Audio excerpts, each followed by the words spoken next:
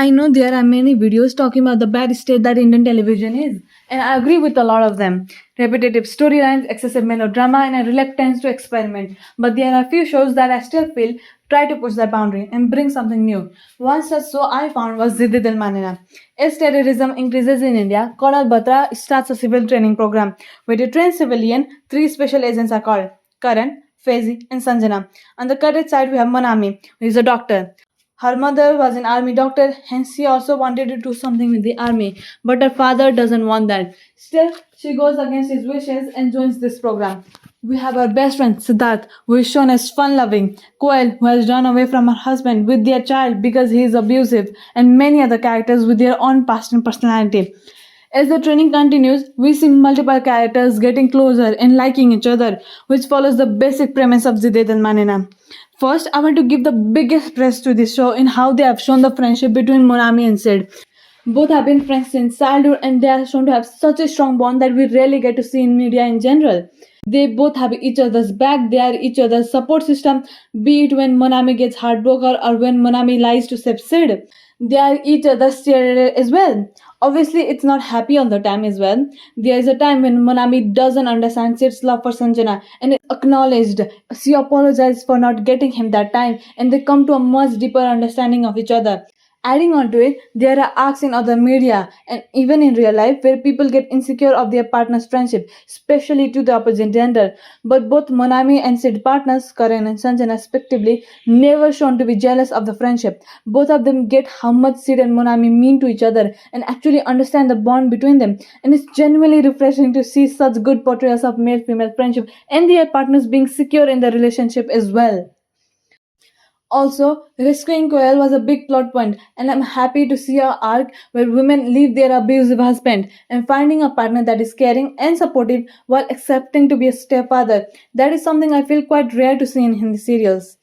Just a side note, technically, if we see Karan, Faizi, and Sanjana are like teachers and mentors to the cadets, and the relationship between them might have sort of a power imbalance. Do let me know what you think about this.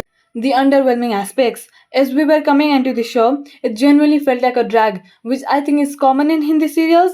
Quite a lot have good concept, but to continue the show, they keep adding plot points. But funnily enough, I also felt that they left a few spaces unturned.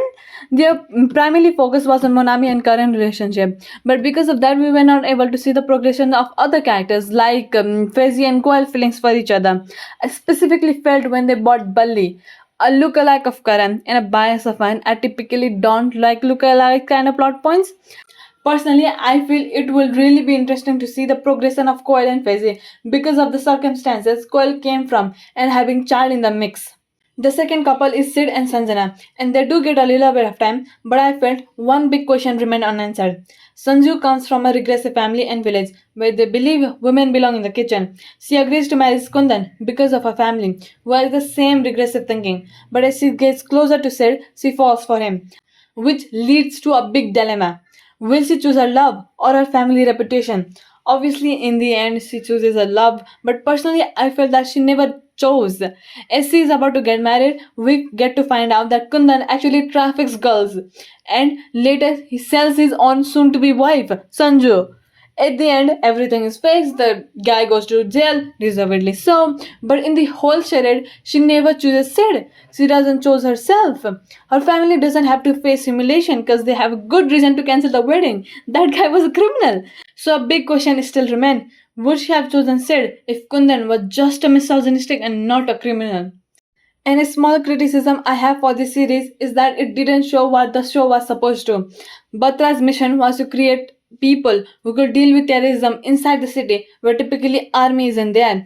They do have a terrorism angle with Dhanu, Charu and Param, but it's not the same. Dealing with terrorism in a place where you are already being trained with special agents and one of the cadets maybe noticing something as they go about their day after completing their mission is another. I personally think that would be a much cooler arc. And that was the video, guys. Do let me know what you felt about the show, and I will see you in the next one. Bye.